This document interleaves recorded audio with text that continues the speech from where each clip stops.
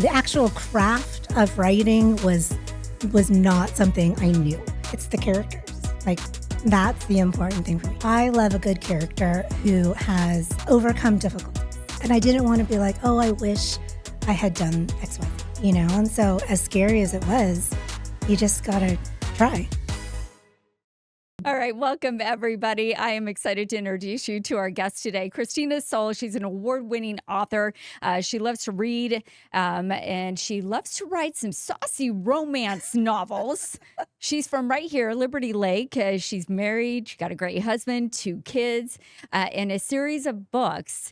8 of them out now. And I'm just going to start with this. You ready for this, Christina? Ready. All right. Bookkeeper by day, saucy romance novel writer by night. So, stripper turned bartender meets golden boy. The only thing they have in common is their belief in no commitments. When a threat from her past reappears, their no strings affair takes a turn into uncharted territory. That's Hi, right. Christina. Hello. How are you? Thank you for being here Thank today. you for having me. Okay, so you wrote your first book in 2005? 2005. 2005? Yes. Okay, And it walk was- us through the journey. Well, I never really wanted to be a writer. It was not really like even on my radar. And then in 2005, we're in our mid-20s, pre-kids, pre-weddings, pre-all that stuff. Bunch of us living in Seattle downtown at a dive bar, and a friend comes to us and says, hey, there's this National Novel Writing Month thing in November. You write a 50,000 word book, and do you guys want to do it? It's fun. And I was like, oh, well, that sounds like a great idea. Because, Sure, why not? No kids, no anything. We had time on our hands. And so I did it, and I thought it was amazing and wonderful. And I bet it was. And it wasn't. It's okay. And then, so it kind of caught the bug. And so after that, I had like this book that I thought was great. And I'm like, well, I want to publish it. How do I go about doing it? And back then in 2005, it was, querying agents and editors and the big houses in New York and that kind of stuff. And I knew nothing about that. And so I literally was like, how does one go about doing this? And then I went to a book signing by Nora Roberts, who happened to be in the area. And she was like, someone asked, what's your advice for aspiring authors? And she was like, join a writing group. Seattle's got a bunch. And so I go home and I'm like, I look for the romance writing group, and there is one. I join it. And I quickly, everyone was so nice. I mean, I'm an introvert. And so I go to this first meeting, and it's like 20, 25 people all talking about their books. And I feel like an imposter because, it's new. And I just, they're welcoming, and they're like, here are, editing things, classes, that kind of thing. And I quickly realized I didn't really know what I was doing, but that's okay, right? Yeah. And so I volunteer for all the stuff with the writing group, and there is a conference where they fly in editors and agents, and you get to pitch your book. And I was like, oh my God, this is my opportunity. I'm gonna do it. And I do, and Harlequin is like, oh yeah, send us your book and we'll take a look at it. And again, back then it was you go to Kinko's, you print out your book, you bind it with a rubber band and send it snail mail. And during all this time, you wait for the response. And then during this time, I joined a critique group. And the critique group, they were very kind, but they also showed me that I didn't really, I didn't know what point of view was. Like, the actual craft of writing was not something I knew. And so at that point, I was like, okay, it's time to learn, time to take classes, enter contests and all that kind of stuff to really, learn how to actually write a book. So that's when you buckled down. That's when I buckled down. And then I spent the next, years and years learning how to write, how to, all the stuff. And in the meantime, I had 2 kids, I got married, we moved from Seattle to Spokane, life happened. And so before I knew it, 10 years had passed. I was going to say, so years had passed. fast forward then Yeah. to the 2000s, and Yes. you've got the one. Do you say the name of your first book? Well, the first book that I wrote during NaNoWriMo in 2005, it was originally called Take My Hand, which, whatever, it was what it was. That's actually a pretty good title. It was, but it didn't really match the book. Got it. And so at that point I'd queried it, I had gotten rejected, and I had put it basically in the drawer and wrote another book, which was eventually Redemption. And that's the one that I ended up publishing. But the first book I wrote ended up becoming Shattered Vows, like after multiple revisions. And it ended up being like my best-selling, like my workhorse kind of book. But after like years. After years. So again, fast forward to the 2000s, and who were your inspirations? You brought up Nora Roberts. Well, yes. So when I was my whole life, I was a big time reader. From like the Berenstain Bears to like Sweet Valley High, Christopher Pike, Judy Blume, all of it, yes. Right? Anne Rice, V.C. Andrews, a little bit of Stephen King, but he was a little too scary for me. And so those were the inspirations. And then I read, Danielle Steele and Nora Roberts. Yeah, and who didn't? Yeah, and from there I was just like, ooh, happily ever afters. Like their characters. I mean, there's a lot of people look down on it, like, oh, it's fluffy, it's this, it's that. But they're stories of people overcoming their whatever and getting happily ever after. And if I'm going to read for entertainment, I am the person who doesn't want to read sadness and like depressing books. Like if I'm reading a book and I'm invested in these characters and they all die in the end, I'm just like, oh, not my thing. Right. There's like a place for that. Yeah, absolutely. But that's not what I like. Your escape books is what I like. And so I write the books that I want to read. Ones that have some really traumatic backstory, but they overcome it together with the other person in their couple and the found family and have their little happily ever after. Okay, I have to know the process. First of all, I want to ask, where do you get your ideas from? Like, where do those come from? They come from everywhere. Yeah. Truly. Like, I am not a plotter kind of person. I just kind of go with it, but it's the characters. Like, that's the important thing for me. And so, like, anywhere, truly. Like, for Redemption, the heroine in that book, I was taking a class by an FBI profiler who was doing a class for writers. And he was talking about serial killers and how they practice on runaways and prostitutes and that kind of thing. And he said, because they're throwaway. And I was like, oh, yeah, but they're not. And so I was like, well, what if there was a girl who had a really rough childhood who ran away, and why doesn't she get her happy ever after?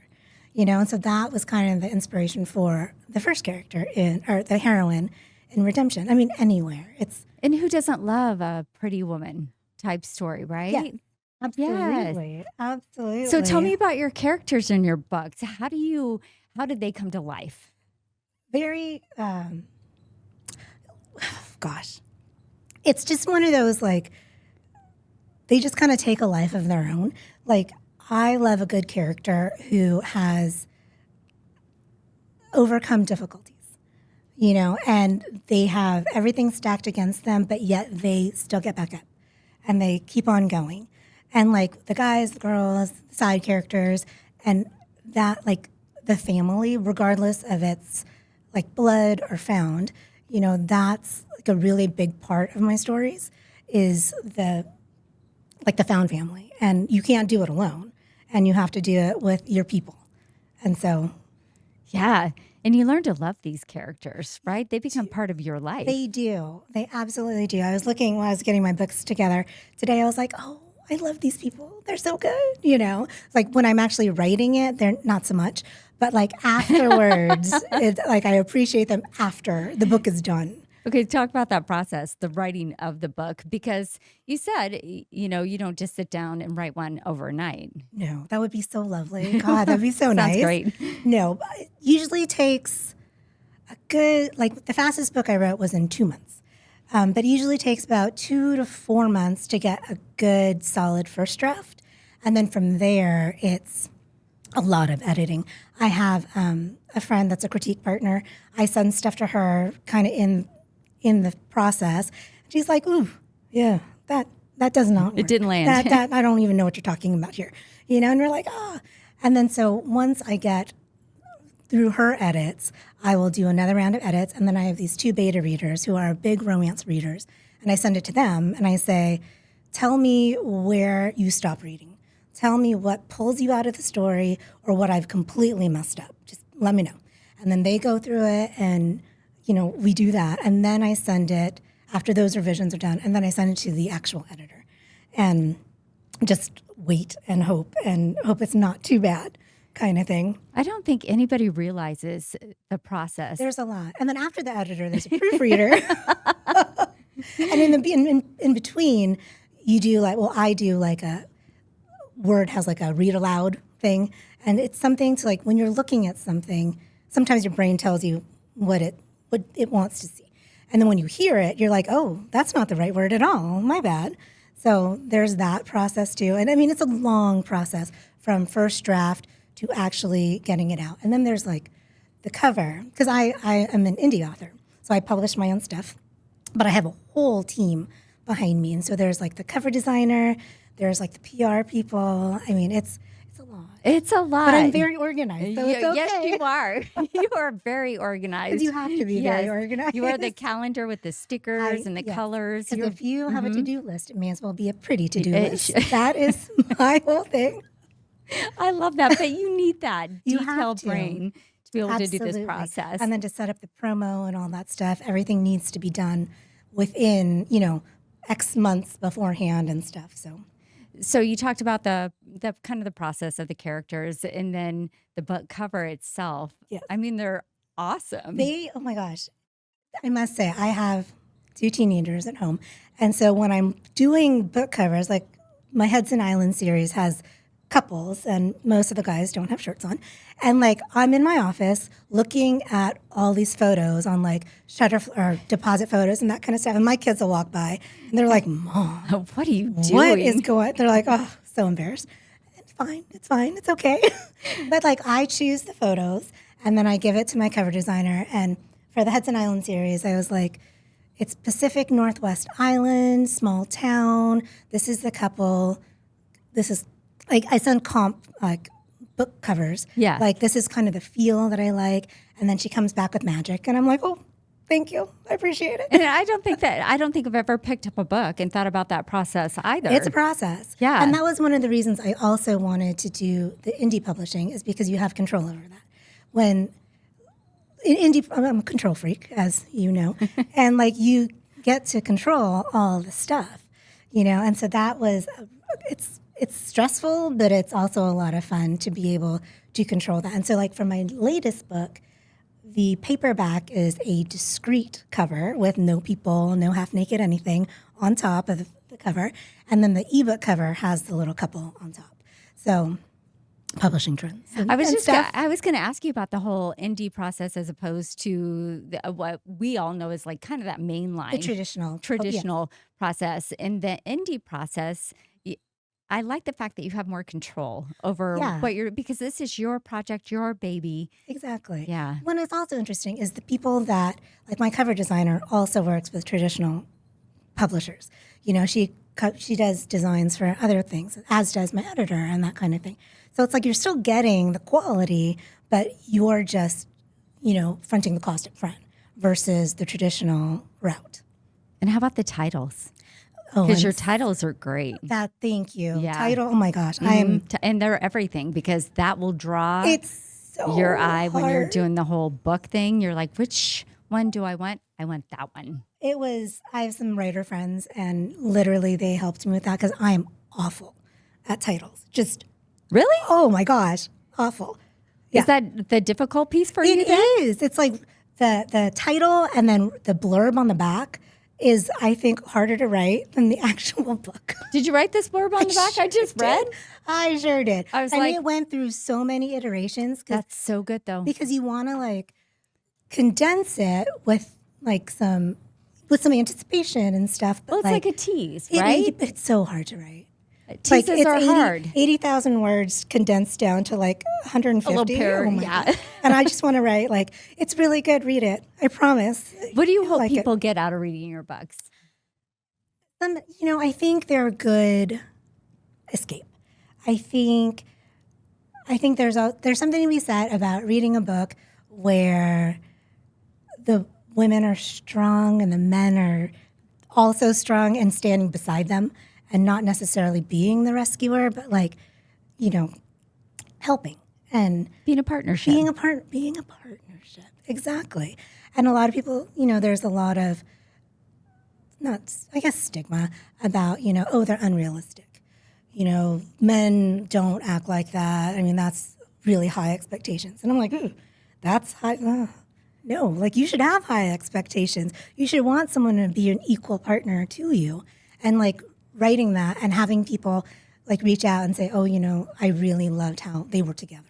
That just means everything. I was going to end really with that said, I'm like, what does your husband think? My husband's hilarious. He is hilarious. He's funny. He wanted to get a T-shirt with some of the covers and like wear them out on like boys' nights. And I'm like, like the half naked covers. Yes, and stuff. I'm yeah, like, okay. I could see him doing that. Absolutely. No, he's so supportive. Like, I would not be able to do any of this without like him and the kids really helping because there's a balance, right? And I'm not good at the balance because I have a day job that is really important to me. I've got a family, and finding the time to write all the stuff and do all the things, I couldn't do it without them because they do pick up so much slack. Because, in the meantime, laundry still has to get done. Dinner still has to be made. Kids still have to get picked up from practice and that kind of thing. So it's truly like I wouldn't be able to do it without them. Yeah, and I think so often we don't see that piece of the author behind the curtain, really, because you do have a busy life. You do have 2 teenage kids who are all over the place. Yes. So you're still trying to balance all of that. Yeah, and it's not easy. And right when I think I have like a schedule down, something changes, like a sport ends and a new sport starts. And so everything changes and you're like, oh, cute.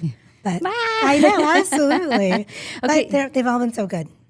Yeah, well, they're proud of you and watching you, kind of live your dreams. Well, and it was important to me. This is going to sound super cheesy, but it was really important to me because this was really scary. Like publishing a book that like really means a lot and publishing multiple books that really mean a lot.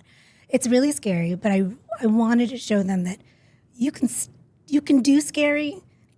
I mean, terrifying, and because it's what you want. It's like a dream that you have.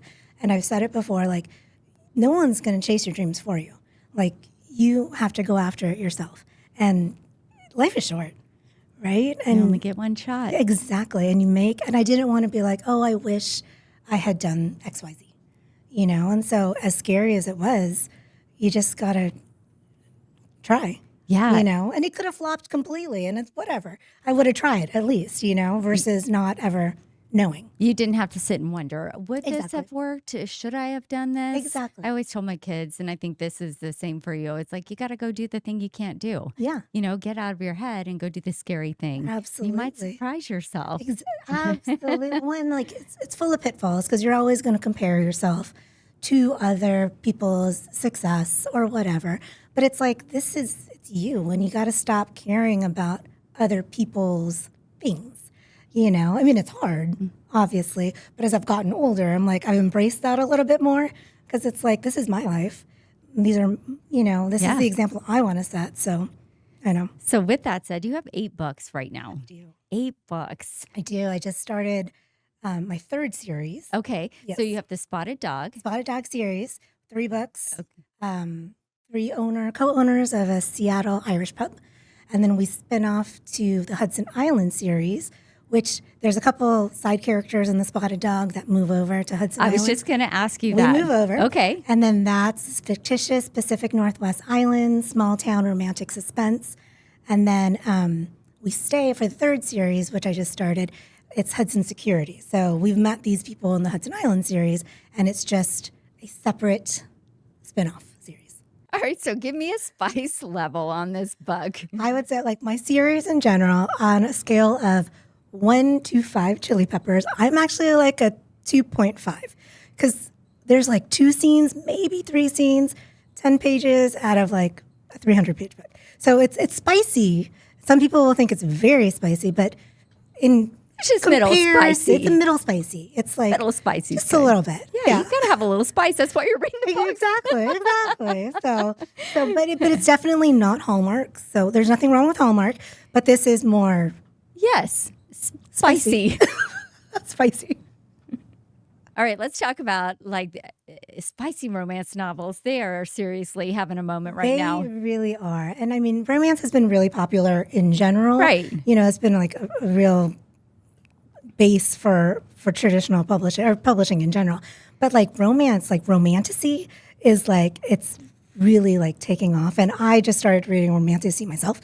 And part of me is like, ooh, should I write something like that? Wait, hang on, back up. What's romantasy? Romantasy is like dragons and like fantasy with romance, that kind of thing.